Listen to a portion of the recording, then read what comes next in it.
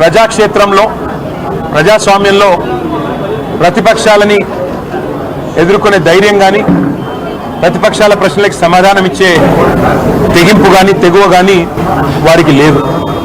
అందుకే ఇది మొదటిసారి కాదు. గతంలో ఇట్లాగే ఒకరోజు చాలా గంభీరంగా సవాల్ చేశారు ముఖ్యమంత్రి గారు. మీరు ప్రెస్ క్లబ్కి రండి, తేల్చుకుందాం, ఎవరు రైతులకు ఏం చేశారో తేల్చుకుందాం రండి అని ఇదివరకు సవాల్ చేశారు. ఆ రోజు మేమందరం కూడా మరి గౌరవ ముఖ్యమంత్రి గారు పిలిచారు కదా, మేము కూడా పూర్తి వివరాలతో 10 ఏళ్లలో మేమేం చేశాము, మరి 2 ఏళ్లలో మీరేం చేస్తున్నారు రైతులకి చెప్తామని చెప్పి మేమందరం కూడా ముఖ్యమంత్రి గారి సవాల్ని స్వీకరించి ప్రెస్ క్లబ్ పోయాం. ఆ రోజు ముఖ్యమంత్రి గారు ముఖం చాటేసినారు, పారిపోయారు. ఇవాళ మరి వారి ఏమైందో మళ్ళీ తెలియదు కానీ అప్పుల విషయంలో ఈ రాష్ట్ర ప్రభుత్వం మరి ఎన్ని అప్పులు వారికి బీఆర్ఎస్ ప్రభుత్వం నుండి వచ్చినాయి, వారు ఎంత చేసినారు, ఇవన్నీ చర్చిద్దాం, దమ్ముంటే రండి అంటూ మళ్ళీ ఒకసారి పేరు తీసుకొని ముఖ్యమంత్రి గారు నిన్నగాక మొన్న సవాల్ చేశారు. సవాల్ చేస్తే సరే ముఖ్యమంత్రి గారు మేము సిద్ధంగా ఉన్నాం, మీరు ఎక్కడికి రమ్మంటారో చెప్పండి, అసెంబ్లీకి రమ్మంటారా, సెక్రటేరియట్కి రమ్మంటారా, లేదా మీ రాహుల్ గాంధీ గారు 2 లక్షల ఉద్యోగాలు ఇస్తానని చెప్పిన అశోక్ నగర్ చౌరస్తాకి రమ్మంటారా, లేదా మీరు వరంగల్లో రైతు డిక్లరేషన్ పేరిట ఇచ్చిన 34 హామీలు ఇచ్చిన వరంగల్కి రమ్మంటారా, ఎక్కడికి రమ్మంటారో చెప్పండి అంటే ముఖ్యమంత్రి గారు సవాల్ విసిరిన ముఖ్యమంత్రి గారేమో తోకముడిచి పారిపోయారు. ఆయన వైపు నుంచి స్పందన లేదు. మధ్యలో సందట్లో సడేమియా అని మరి మా జూపల్లి కృష్ణారావు గారు మంత్రి గారు ఆయన దూరాడు. ఆయన దూరి నేను వస్తున్నా, రేపు పొద్దున 11 గంటలకి తెలంగాణ భవన్కే వస్తున్నా, మీ ఇంటికే వస్తున్నా, మీ ఆఫీస్కే వస్తున్నా అని చాలా పెద్ద పెద్ద ప్రకటనలు ఈయన చేసినట్టుగా పత్రికల్లో చూశా. మేమందరం కూడా ఉదయం 10 గంటలకే వచ్చి కూర్చున్నాం. జూపల్లి గారు వస్తే శాలువా కప్పి స్వాగతం పలికి ఆ తర్వాత పత్రికల సమక్షంలో మాట్లాడదాం జూపల్లి గారితో, అన్ని విషయాలు రాష్ట్ర ప్రజలు కూడా చూస్తారు. గౌరవ మంత్రి గారు మరి ముఖ్యమంత్రి గారు పంపితేనే వస్తున్నాడని మేము అనుకున్నాం. మరి ఆయన రాలేదు, ముఖం చాటేసినాడు. ఇప్పుడు ఎక్కడో కూర్చొని మళ్ళీ సేమ్ డైలాగులు, మళ్ళీ చేతగానోడికి మాటలు ఎక్కువ అని, సవాలు స్వీకరించే సత్తా లేదు, ఇచ్చిన మాట నిలబెట్టుకునే తెలివి లేదు, మళ్ళీ ఎక్కడో కూర్చుని పనికిమాలిన డైలాగులు కొడతా ఉన్నారు. మరొక వైపు మా నాయకులు మాజీ ఆర్థిక మంత్రి గౌరవ డిప్యూటీ లీడర్ హరీష్ రావు గారు సంక్షేమ శాఖలో 2000 కోట్ల కుంభకోణం జరిగింది అని చెప్పి ఆరోపణ చేస్తే దాని మీద 3 మంత్రులు మేము వస్తున్నాం గన్ పార్క్కి దమ్ముంటే రండి అన్నారు. హరీష్ రావు గారు బయలుదేరితే మరి వాళ్ళే పోలీసు వాళ్ళకి ఫోన్ చేసి మరి భయపడ్డారేమో. ఎక్కడ హరీష్ రావు గారు, మా నాయకులు మా శ్రీనివాస్ గౌడ్ గారు, మా ఆర్ఎస్ ప్రవీణ్ కుమార్ గారు ఎక్కడ మళ్ళీ వచ్చి వాస్తవాలు చెప్తే ప్రజల ముందు పరువు పోతుందని ఇక్కడ మా తెలంగాణ భవన్లో బయలుదేరిన మరుక్షణంలోనే పోలీసుల చేత అరెస్టు చేయించి ఇప్పుడు కంచన్బాగ్ పోలీస్ స్టేషన్కి తీసుకొని పోతా ఉన్నారంట. నేను రాష్ట్ర మంత్రులను అడుగుతా ఉన్నా. ఒక మంత్రి ఏమో తెలంగాణ భవన్కి వస్తా అంటాడు, పారిపోతాడు. 3 మంత్రులేమో రండి గన్ పార్క్ అంటారు. మా వాళ్ళు గన్ పార్క్ బయలుదేరితే మా నాయకులు మీరు మమ్మల్ని అరెస్టు చేయిస్తారు. ఇంత భయం ఎందుకు? చేతనైతే అసెంబ్లీ పెట్టండి, కావాలంటే ఒకరోజు అసెంబ్లీ ప్రత్యేక సమావేశం పెట్టి అప్పులేదు. ఎందుకంటే అక్కడన్నా కనీసం మీకు స్పీకర్ గారు మీకు రక్షణగా ఉంటారు. మాకు ఎట్లాగో మైక్ ఇవ్వకుండా మీకే మైక్ ఇచ్చి 1కి 10 సార్లు ఎట్లాగో మీకు బయట మాతో బహిరంగ వేదికల మీద కానీ బహిరంగంగా మీడియా ముందు కానీ చర్చించే దమ్ము ఈ ప్రభుత్వానికి లేదు, ముఖ్యమంత్రికి లేదు, మంత్రులకు లేదు. వీరికి పందలు చేతగాని దద్దమ్మలు అనే మాట తేలిపోయింది. కాబట్టి ఈ చేతగాని వాళ్ళు సవాళ్ళు ఎందుకు వేయాలా, సవాళ్ళు ఎందుకు విసిరాలా, ఎందుకు మాట్లాడాలా గొంతులు పెంచుకుని? చేతనైతే ముఖ్యమంత్రి గారు మంత్రులకు నేను చెప్తా ఉన్నా, కనీసం స్పీకర్ గారు మీకు రక్షణ గోడ లాగుండే, రక్షణ కవచం లాగుండే అసెంబ్లీ అయినా పెట్టండి. పెట్టి మాకు మైక్ కట్ చేయకుండా మాకు గంట అవకాశం ఇవ్వండి. మీరు కావాలంటే 5 గంటలు మాట్లాడుకోండి, మేము వద్దంటలేదు. ఎవరేంటో ప్రజలు చూస్తారు, ఎవరు చెప్పేదానిలో వాస్తవం ఉందో ప్రజలే తెలుస్తారు. అంతేగాని ఈ చేతగాని డైలాగులు, మళ్ళీ చేతగాని సవాళ్ళు విసిరి పారిపోవడం, దీనివల్ల ప్రజాక్షేత్రంలో మీ డొల్లతనం, ప్రజాక్షేత్రంలో మీ అసమర్థత, మీ అవినీతి మళ్ళొకసారి మీరే చెప్పుకున్నట్టు అయిందని చెప్పి కూడా తెలియజేస్తూ, ఇవాళ చాలామంది పిల్లలు, దాదాపు ఒక 100 మంది పిల్లలు, అందరూ కూడా పోలీస్ కానిస్టేబుల్ ఉద్యోగాల కోసం ప్రిపేర్ అవుతున్న పిల్లలు, గ్రామీణ ప్రాంతాల నుంచి జిల్లాల నుంచి ఇక్కడికి వచ్చి దిల్సుఖ్ నగర్లో మరి వాళ్ళ తల్లిదండ్రి కష్టపడి నెలకొక 4-5 వేల రూపాయలు పంపిస్తే అందులో అవస్థలు పడుతూ పీజీ అకామిడేషన్లలో ఉంటూ వర్కింగ్ విమెన్స్ హాస్టళ్లలో ఉంటూ చుట్టాల ఇళ్లలో ఉంటూ అవస్థలు పడుతూ ప్రిపేర్ అవుతున్న పిల్లలు ఇవాళ తెలంగాణ భవన్కి వచ్చారు. వచ్చి వారందరూ చెప్పింది ఏమంటే, అన్న మీ ప్రభుత్వం ఉన్నప్పుడు ఆనాడు మీరు మొత్తం 9.5 ఏళ్లలో పోలీస్ నోటిఫికేషన్లు మీరు 46,600 ఉద్యోగాలకు మీరు పోలీస్ నోటిఫికేషన్లు ఇచ్చారు. 2016లో ఇచ్చినప్పుడు 9,281 పోస్టులకు ఇచ్చినారు. సబ్ ఇన్స్పెక్టర్లు 539 మందికి ఇచ్చారు.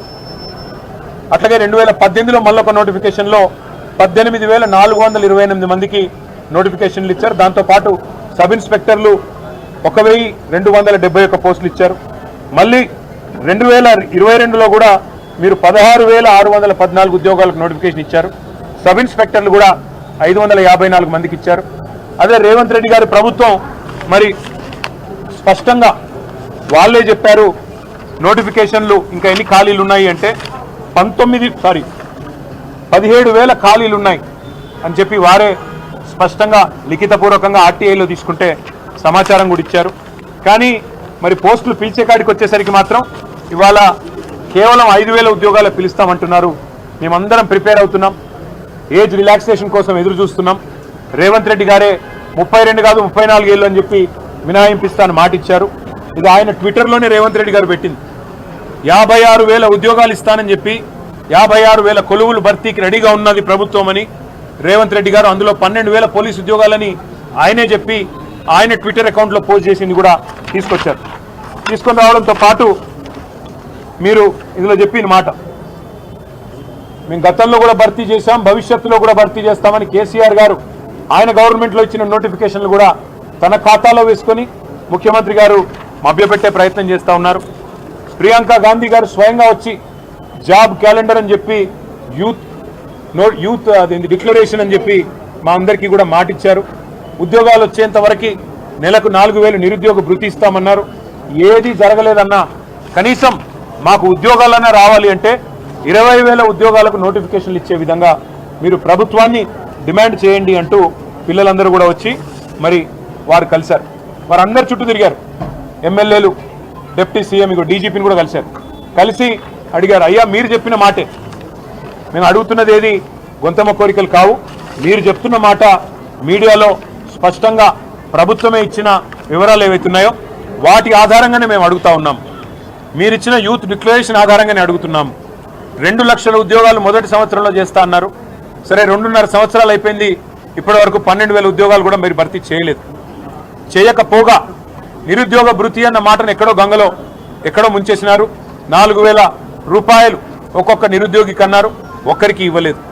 కనీసం మేము 4 ఏళ్లుగా శిక్షణ పొందుతున్నాం, మా తల్లి తండ్రి అవస్థలు పడి మమ్మల్ని హైదరాబాద్లో ఇక్కడ ఉంచి నెల నెల డబ్బులు పంపి మా కొడుకు లేదా మా కూతురు గవర్నమెంట్ ఉద్యోగం వస్తే ఒక సామాజిక భద్రత, సమాజంలో ఒక గౌరవం ఉంటుంది, భవిష్యత్తు బాగుంటుందనే ఉద్దేశంతో మమ్మల్ని కష్టపడి చదివిస్తున్నారు. ముఖ్యమంత్రి గారేమో నిన్నగాక మొన్న శిల్పకళా వేదికలో మాట్లాడుతూ ఎంట్రీని దాగి చావండి అని కూడా అడ్డగోలుగా మాట్లాడుతూ ఉన్నారు. మాకు లేని ఆలోచన, మమ్మల్ని లేనిపోని విధంగా రెచ్చగొట్టే విధంగా మాట్లాడుతున్నాడు. ఉద్యోగాల నోటిఫికేషన్ల విషయంలో మీరు ప్రభుత్వాన్ని డిమాండ్ చేయండి. 20,000 ఉద్యోగాలు కానిస్టేబుల్ల ఉద్యోగాల భర్తీకి ప్రభుత్వం వెంటనే చర్యలు తీసుకునే విధంగా మీరు మా తరపున పత్రికలతో మాట్లాడండి, పత్రికా ముఖంగా మీరు ప్రభుత్వానికి విజ్ఞప్తి చేయండి, ఉత్తరం రాయండి, అన్ని ఖాళీలు అన్ని వివరాలతో వారికి విజ్ఞప్తి చేయండి, అసెంబ్లీలో కూడా ప్రశ్నించండి అంటూ వాళ్ళందరూ కూడా ఇవాళ మమ్మల్ని కలవడానికి వచ్చారు. వారికి నేను చెప్పింది ఒకటే, కేసీఆర్ గారి ప్రభుత్వం 9.5 సంవత్సరాల్లో 95% మనం స్థానికులకే ఉద్యోగ అవకాశాలు కల్పించే విధంగా భారతదేశంలోని 28 రాష్ట్రాల్లో ఏ రాష్ట్రంలో లేని విధంగా విద్యలో ఉపాధి అవకాశాల్లో ప్రభుత్వ కొలువుల్లో 95% స్థానికులకే రిజర్వేషన్ కల్పించిన ఒకే ఒక్క ప్రభుత్వం కేసీఆర్ గారి ప్రభుత్వం. అట్లాగే 2,32,000 ఉద్యోగాలు మధ్యలో 2 ఏళ్ళు కరోనా వచ్చిన సంవత్సరంన్నర ఈ కొత్త జోనల్ వ్యవస్థ తేవడానికి 95% రిజర్వేషన్లు తేవడానికి ఇబ్బంది కలిగిన ఉన్న మిగతా 6 ఏళ్ల కాలంలో మరి 2,32,000 ఉద్యోగాల భర్తీకి నోటిఫికేషన్లు ఇచ్చింది కేసీఆర్ గారి ప్రభుత్వం. అందులో 1,60,000 ఉద్యోగాలు భర్తీ చేసింది కేసీఆర్ ప్రభుత్వం. దాదాపు 46,000 పైచీలకు పోలీసు ఉద్యోగాలు భర్తీ చేసింది కేసీఆర్ ప్రభుత్వం. మరి మీ కోరిక మేరకు వారిని రాష్ట్ర ప్రభుత్వాన్ని కూడా మేము తప్పకుండా అడుగుతాం. అడిగి మరి వారు దిగి వచ్చేదాకా మీతో మేము కూడా ఉంటాం. నన్ను వాళ్ళు దిల్సుఖ్ నగర్ కూడా రమ్మని ఆహ్వానించారు.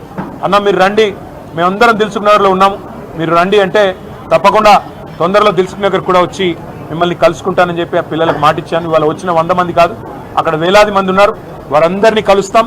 వారందరిలో కూడా ఒక ఆత్మవిశ్వాసాన్ని నింపే ప్రయత్నం, వారందరిలో కూడా ఈ రాష్ట్ర ప్రభుత్వం ఇచ్చిన దొంగ హామీలు, ఈ రాష్ట్ర ప్రభుత్వం చెప్తున్న దొంగ మాటలు, ఇవ్వని ఉద్యోగాలు ఇస్తున్నట్టుగా చేస్తున్న నటనలు, ఇవన్నీ కూడా బయట పెడతాం. ఈ చేతగాని అసమర్థ ప్రభుత్వం దిగిపోయేదాకా వారితో పాటు భుజం భుజం కలిపి ముందుకు నడుస్తామని చెప్పి మీకు తెలియజేస్తూ, ఇప్పుడు కొంతమంది పిల్లలు కూడా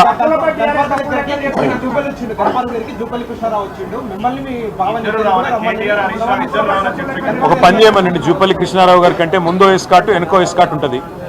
ఆయనే కదా నిన్న నేను తెలంగాణ భవన్కి వస్తున్నాను డైలాగులు కొట్టమన్నది ఎవడు, పోదులు కొట్టమన్నది ఎవడు, మళ్ళీ ఇప్పుడు గన్ పార్క్ అని లొకేషన్ మార్చమన్నది ఎవడు?